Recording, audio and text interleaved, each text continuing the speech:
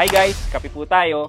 So, meron po akong gustong i-share sa inyong news with regards to our online banks or digital banks. This time, pag-uusapan po natin ay si GoTime.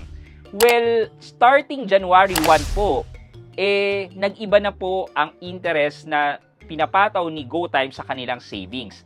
Hindi po siya makikita sa app, hindi ko po makita, sinilip ko po kung saan makikita, walang notification po sa akin. Nakita ko lang po itong post coming from Digital Bank PH na to, but it doesn't confirm kung saan po nanggaling to. So what I did po is kumontak po ako sa customer service ni GoTime para manggaling na po sa kanila first hand po yung information. And ito po ang sabi nila. Hello there Patrick, it's GoTime. My name is Rose, your personal banker. Thank you for bringing this to our attention. Yes, starting January 1, 2026, deposit will earn 3% interest. Any interest earned before this date, including your December 2025 balance, will still earn at the rate of 3.5%. Yan. So, hindi ko na siya nabalikan at na-disconnect na.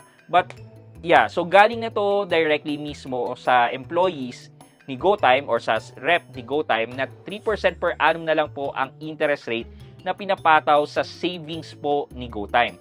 So, alam niyo yun, coming from 5% to 4% to 3.5% and now 3%.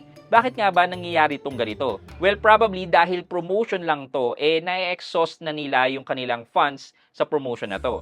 Thus, kailangan na nila mag-lower ng interest rate.